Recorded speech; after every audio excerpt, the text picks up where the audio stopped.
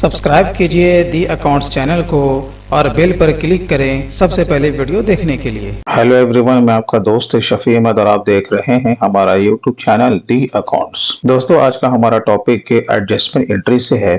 आज हम लोग बात करेंगे कि मार्च की क्लोजिंग में हमें कौन कौन सा एडजस्टमेंट एंट्री करना होता है और उसके बाद जब नेक्स्ट फाइनेंशियल ईयर आता है तो हम जो इस ईयर में जो एडजस्टमेंट एंट्री लिया है और नेक्स्ट फाइनेंशियल ईयर में हमें कैसे उसे ऑफसेट करना है, हम लोग इसके बारे में भी जानेंगे। तो ये वीडियो दोस्तों आप लोगों के लिए बहुत ही इंपॉर्टेंट है, तो मेरी आप लोगों से गुजारिश होगी कि पूरी जानकारी के लिए आप वीडियो को एंड तक आप जरूर देखते रहें। और दोस्तों, अगर आपको कोई इंपॉर्टेंट फाइल या नोट्स वगैरह चाहिए, वो वीडियो के डिस्क्रिप्शन में है, आप वहां से उसे डाउनलोड कर सकते हैं। और आप अगर फ्री में अपना डीमैट अकाउंट ओपन करवाना चाहते हैं और उसे रेफर करके कुछ पैसा कमाना चाहते हैं, तो डीमैट अकाउंट ओपन करने का लिंक वीडियो के डिस्क्रिप्शन में है। आप वहां से आप उसे विजिट करके अपना फ्री में डीमैट अकाउंट ओपन करवा सकते हैं।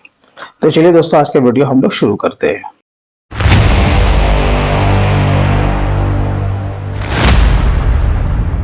जैसे कि यहाँ पर एक कोई डेटा है जिसमें कि डे टू डे पूरा इसमें एंट्री किया हुआ है, प्रॉफिट एंड लॉस अकाउंट है और ये उस फर्म का बैलेंस शीट है। अब यहाँ पे हमें ध्यान ये रखना है कि हमें मार्च के क्लोजिंग में कौन कौन सी एंट्री लेनी होती है।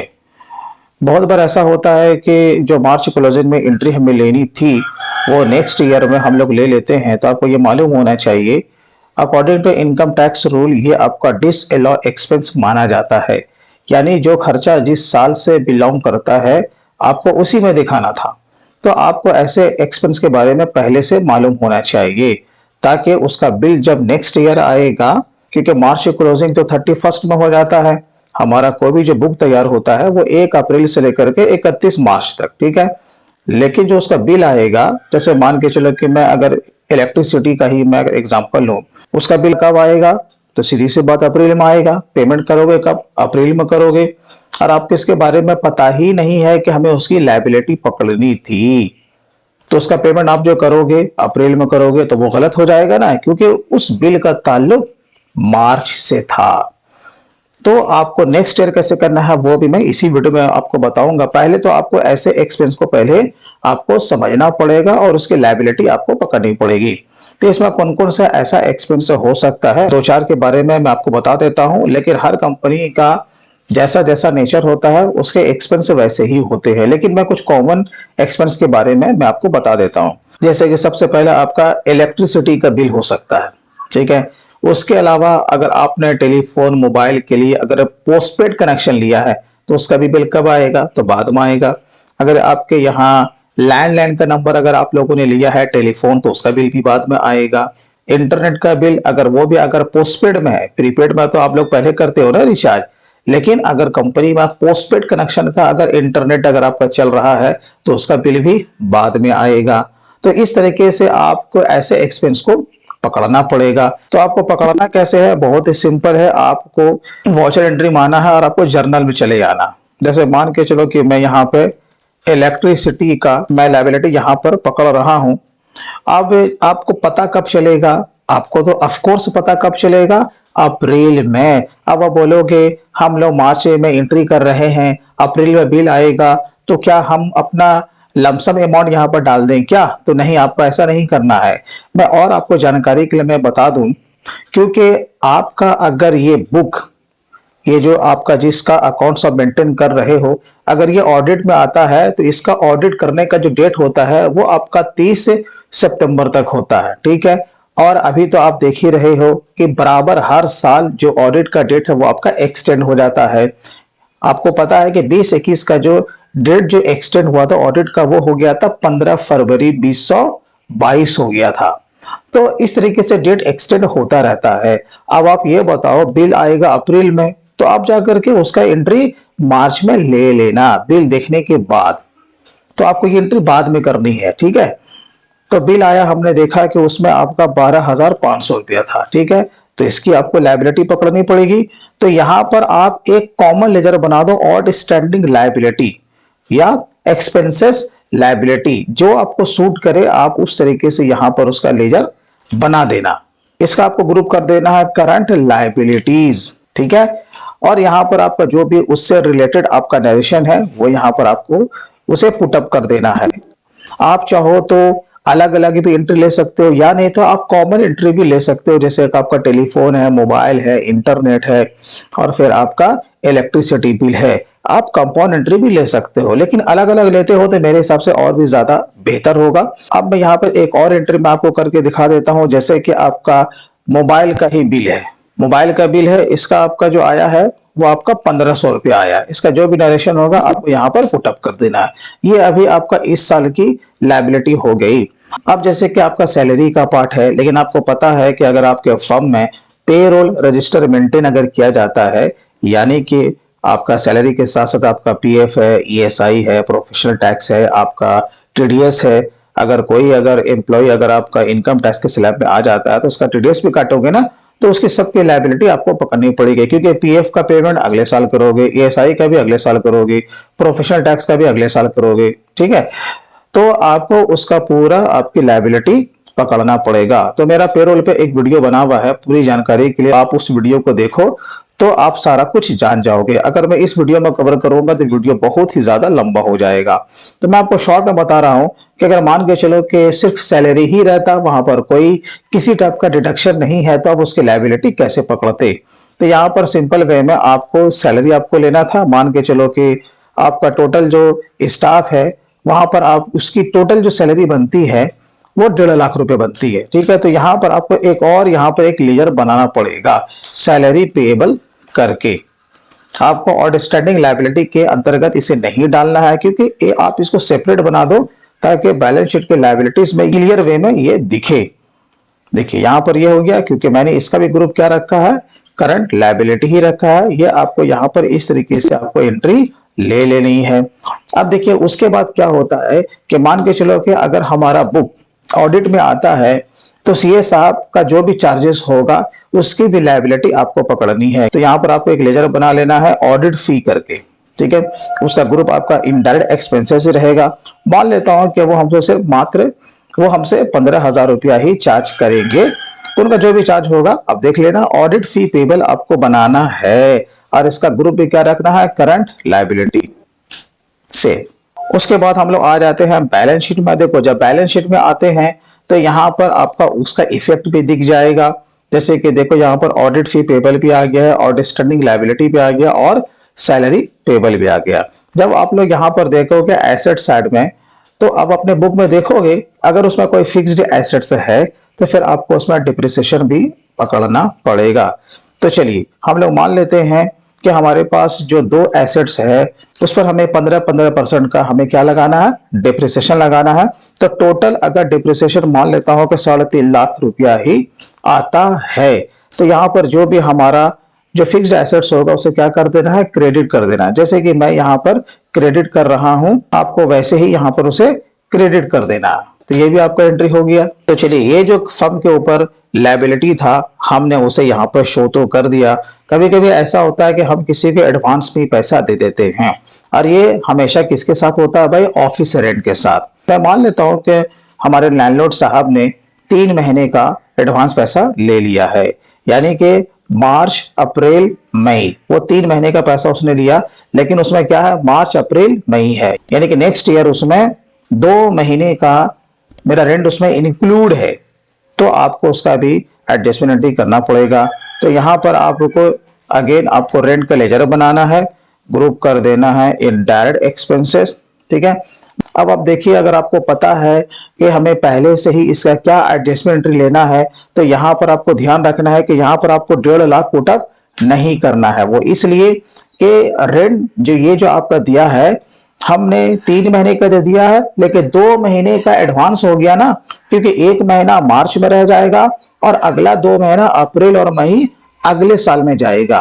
तो आपको बुकिंग कितना करना है इस साल में, मात्र 1 महीने का, और 1 महीने का जो रेंट है वो 50,000 है। ठीक है, तो आपको इस रेट में 1.5 लाख रुपया नहीं डालना है। ठीक है, तो यहाँ पर आपको कितना डालना है, 50,000 ही आपको यहाँ पर डालना है।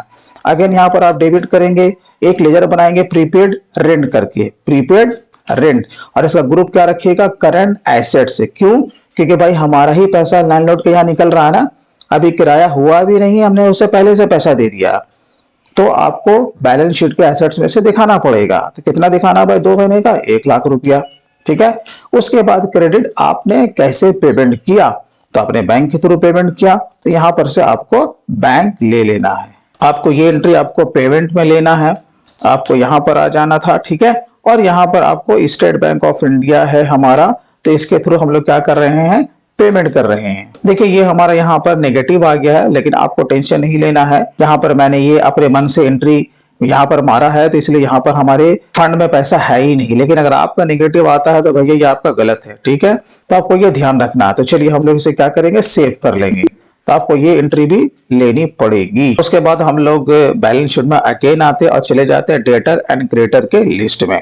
जैसे कि पहले मैं जा रहा हूं सन्ड्री डेटर की यहाँ। ठीक है, सन्ड्री डेटर में हमारा सिर्फ यहाँ पर एक ही यहाँ पर पार्टी दिख रहा है। मैं मिसाल के तौर पे बता रहा हूँ कि आपके पास अगर बहुत सारे डेटर्स होते तो उसका लिस्ट उसका सामने होता, तो आपको ये देखना होता कि किसका किसका कितना अमाउंट निकल रहा है।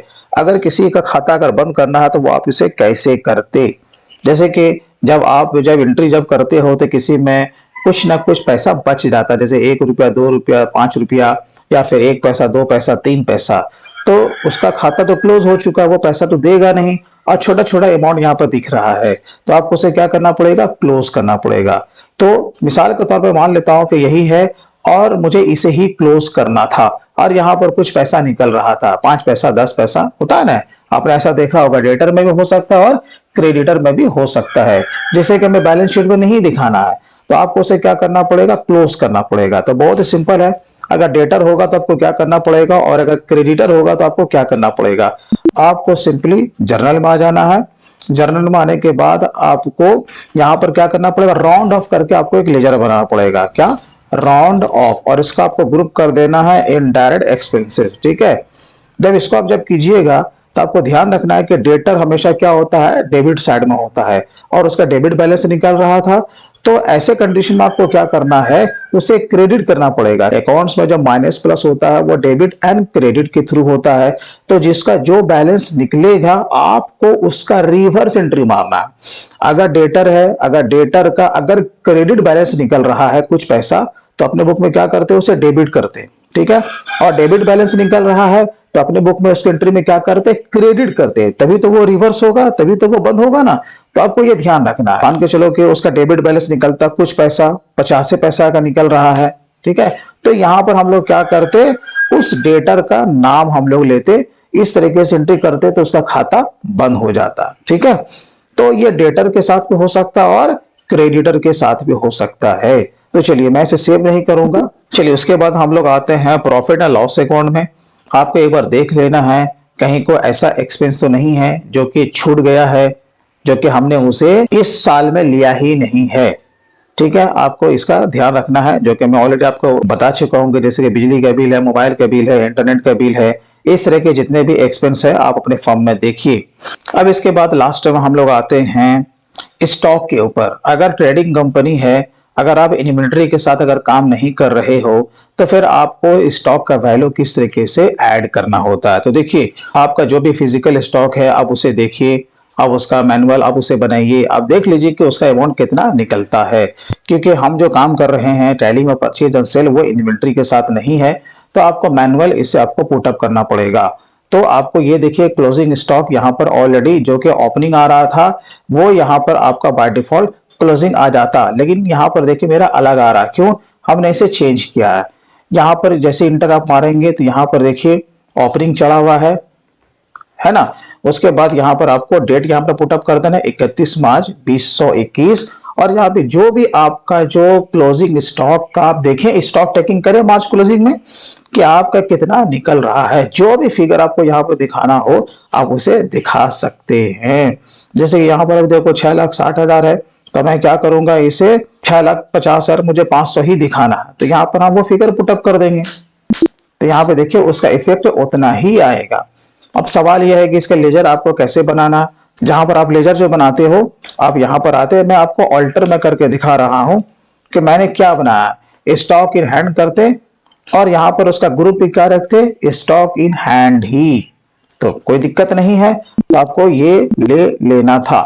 अब हम लोग क्या करेंगे, कि यहाँ पर अगर हमारा अकाउंट्स अगर मान के चलो अगर फाइनल अगर हो जाता है तो फिर आपको 2-3 एंट्री और भी एडजस्टमेंट की एंट्री लेनी होती है। वो आपको सीए साहब आपको बता देंगे कि कितना आपको टैक्स की लायबिलिटी आपको पकड़नी है। ठीक है, तो चलिए हम लोग टैक्स की लायबिलिटी भी पकड़ लेते हैं, क्योंकि उसका पेमेंट भी भाई कब होगा, अगले साल होगा ना। तो आपको आ जाना है अगेन वॉचर में, आपको जर्नल में आ जाना है। आपको क्या करना है, इसका एडजस्टमेंट करना है। और आपको पता है कि इसका जो एडजस्टमेंट होगा यानी कि ये कैपिटल से लेस होगा।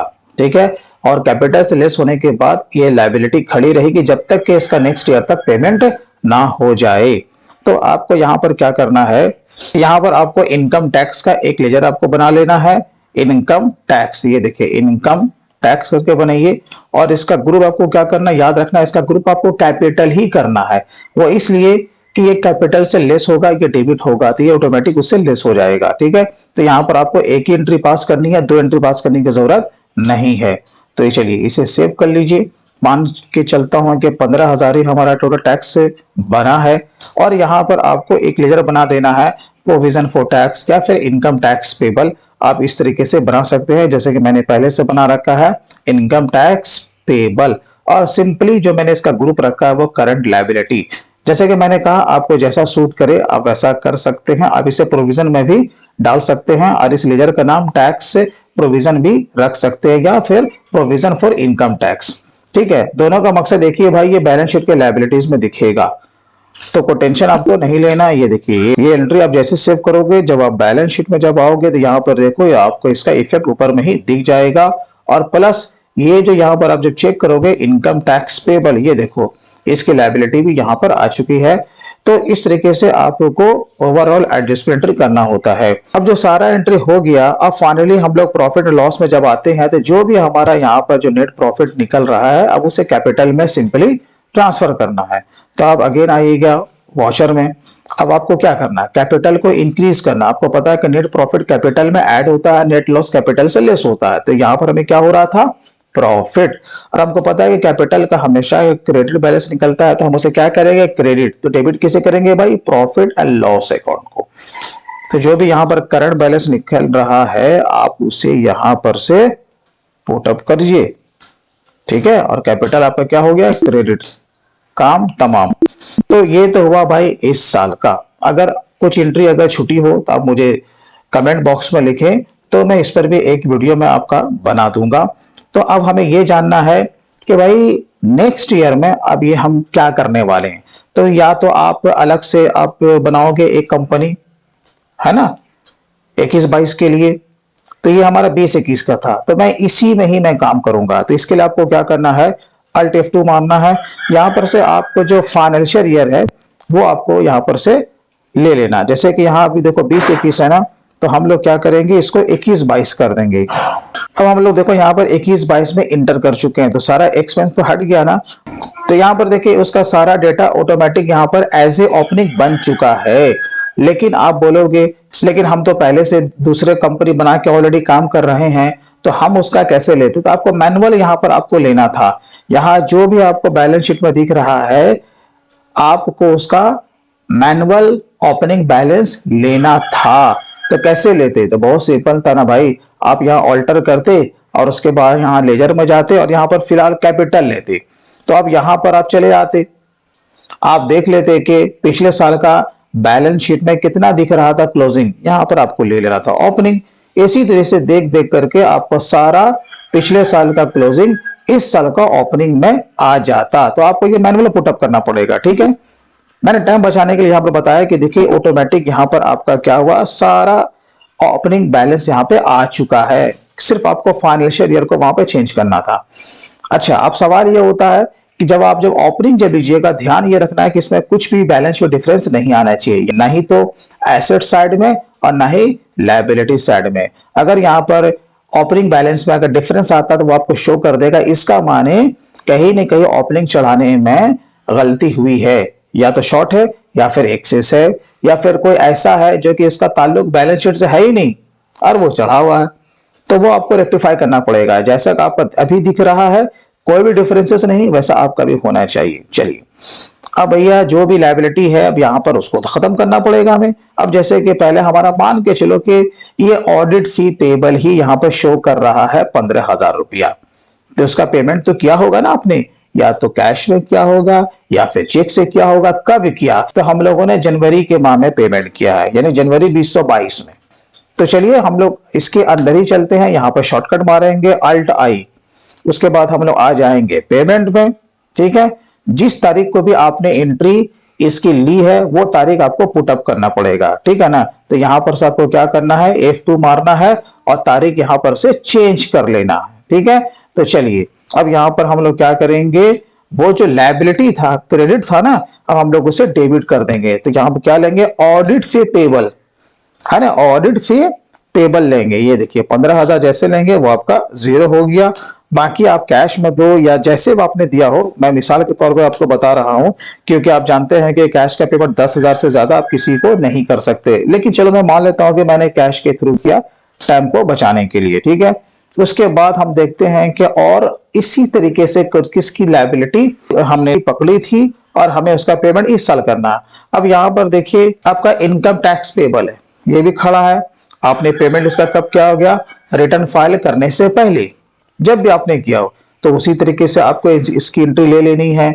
आपको इसे क्या करना है, इनकम टैक्स पेबल को अपने बुक में डेबिट करना है और उसके बाद बैंक को आपको क्रेडिट कर देना, तो ये भी आपका ऑफसेट हो जाएगा। अब यहां पर आगे सैलरी पेबल, इसका भी आपका वैसे ही होगा, जब भी इसका पेमेंट करें, सीधी सी बात है।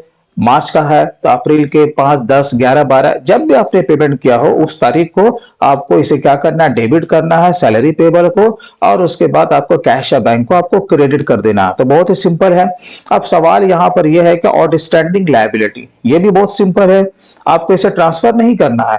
जब आप यहां पर जब आओगे तो टोटल हमारा कितना दिख रहा है, 14,000। अब क्या होगा, अब अलग अलग डेट में आप इसका पेमेंट करोगे, जिसमें क्या क्या शामिल था आपको लास्ट ईयर का एंट्री देखना पड़ेगा। ये जो 14,000 जो आया है, इसमें कौन कौन सा हमने एक्सपेंस की लायबिलिटी पकड़ी है। आपको पता है कि हमने इलेक्ट्रिसिटी का भी पकड़ा था, मोबाइल का भी पकड़ा था, मिसाल के तौर पे। तो आपको 1 बाय 1 करके वैसे एंट्री लेना पड़ेगा। जैसे कि अगेन हम लोग इसके लेजर में आ जाते हैं, Alt I मारते हैं, जिस तारीख को हम पेमेंट करेंगे वो तारीख आपको यहां पर से ले लेना है। यहां पर जैसे कि मान के चलो मैंने बिजली का बिल ही दिया, तो क्या यहां पर इलेक्ट्रिसिटी लोगे, तो नहीं, ये गलत हो जाएगा, ठीक है, क्योंकि आप जो पेमेंट कर रहे हो पिछले साल का कर रहे हो, तो वो लायबिलिटी को आपको यहां पे डेबिट करना पड़ेगा। और स्टैंडिंग लायबिलिटी कितना किया भाई, मान के चलो कि उसमें हमने 12,000 ही पकड़ा था, ठीक है, मानने में क्या जाता। अब यहां पर हम लोग क्या करेंगे, कैश या बैंक को हम लोग क्या करेंगे, क्रेडिट करेंगे, ठीक है। उसके बाद यहां पर नरेशन में आएंगे, आपको नरेशन लिखना पड़ेगा यहाँ पे क्लियर वे में कि आउटस्टैंडिंग लायबिलिटी में क्या चीज का पेमेंट कर रहे हैं। तो paid electricity bill against financial year, आपको पिछला साल का यहाँ पर शो करना पड़ेगा, ताकि इससे क्लियर हो जाए इस एंट्री से कि ये जो आउटस्टैंडिंग लायबिलिटी है इसमें हमारा इलेक्ट्रिसिटी का पैसा इंक्लूड था, ठीक है। इसी तरीके से अगर आपका टेलीफोन का है, इंटरनेट का है, तो आपको ऐसे करते हुए चले जाना है, क्लियर है। अब हम लोग आगे आते हैं बैलेंस शीट में, तो ये आपका खत्म हो जाएगा यहां पर से। अब यहां पर आपको याद होगा कि हमने पकड़ा था प्रीपेड करके, है ना, प्रीपेड रेंट करके। तो यहां पे देखिए 2 महीने का है, सिंपल सी बात है। अब आपके यहां अगर बजट एंड कंट्रोल पे काम होता है तो आपको इसका मंथली मोड में भी एंट्री पकड़ना पड़ेगा, जो कि सही तरीका है। अगर नहीं है तो फिर आप उसका दोनों एंट्री आप एक साथ ले सकते हो, दोनों माह का एंट्री, ठीक है। तो आपको कैसे करना, पेमेंट तो हम तो कर चुके हैं, सिर्फ इसे हमें यहां पर से हटाना है। हटाना मतलब इसे, इसके जो अगेंस्ट में जो एक्सपेंस है हमें इस ईयर में दिखाना है। तो ठीक है, चलिए अकाउंटिंग वाचर में आइए, आपको क्या करना है, जर्नल में चले आना, ये क्योंकि एडजस्टमेंट एंट्री आपका जर्नल में होता है। आपको यहाँ पर F2 प्रेस करना। अगर आपको मंथली मोड में अगर आपको करना है, क्योंकि ये अप्रैल का है, तो आप 30 अप्रैल लेते, क्या लेते हैं, 30 अप्रैल, क्लियर है। आपको इसी तरीके से 30 अप्रैल और 31 मई आपको 2 एंट्री आपको लेनी थी हर माह, क्लियर है। तो एंट्री आपको क्या लेना था, आपका डेट तो चेंज हो ही जाएगा। अब आपको यहां आपको लेना था प्रीपेड रेंट को क्या करना, उसे क्रेडिट करना, क्योंकि हमने पहले उसे डेबिट किया था ना। लेकिन रेंट को यहां पर हम क्या करेंगे, पहले डेबिट करेंगे, कितना भाई, 50,000 से, ये देखिए हुआ। उसके बाद आपको क्या करना है, प्रीपेड रेंट को आपको क्रेडिट करना पड़ेगा, तभी तो वो ऑफसेट होगा भाई। देखो 50,000 यहां बचा, 50,000 कहां चला गया आपका, पीएनएल के डीआर में, ठीक है। इसी तरीके से आपको 31 मई को भी एंट्री लेनी थी, या आप अप्रैल में ही ले लो, साल में तो आ ही गया ना। लेकिन मैंने कहा अगर आपके यहाँ बजट एंड कंट्रोल पे काम होता है कि हर महीने का देखा जाता है कि कितना एक्सपेंस हो रहा है, तो आपको हर महीने एंट्री आपको लेनी पड़ेगी, 2 देंगे अलग अलग। फिर यहाँ पर तारीख चेंज कीजिएगा, आपको क्या ले लेना है, 31 मई। ठीक है, यहाँ पर रेंट लेंगे हम लोग अगेन, वहां पर वही फिगर लेंगे, और यहाँ पर प्रीपेड नरेशन जो है वो आपको पुटअप कर देना है। तो यहाँ पर जब आप आइएगा बैलेंस शीट में, तो देखिए ये यहाँ पर से हट चुका है, हटा कि नहीं, क्लियर है। और जब यहां पर आइएगा प्रॉफिट एंड लॉस अकाउंट में, तो ये देखिए ये यहां पर भाई साहब आ चुके हैं। ठीक है, इसका माने कि मेरा इफेक्ट बिल्कुल सही जा रहा है। तो दोस्तों मार्च क्लोजिंग में जो भी एडजस्टमेंट एंट्री होती है और प्लस से नेक्स्ट फाइनेंशियल ईयर में उसे हमें किस तरीके से ऑफसेट करना होता है, ये इस पर एक वीडियो था। आई होप आपको अच्छा लगा होगा और आपने इस वीडियो के माध्यम से कुछ सीखा भी होगा। इसके बावजूद भी दोस्तों आपको वीडियो जैसा लगा हो, अगर कुछ और भी सीखना चाहते हैं तो आप उसे कमेंट बॉक्स में आप लिख सकते हैं। तो दोस्तों आज के लिए बस इतना ही, फिर मिलते हैं किसी दिन किसी नए टॉपिक के साथ। तब तक के लिए take care and bye bye.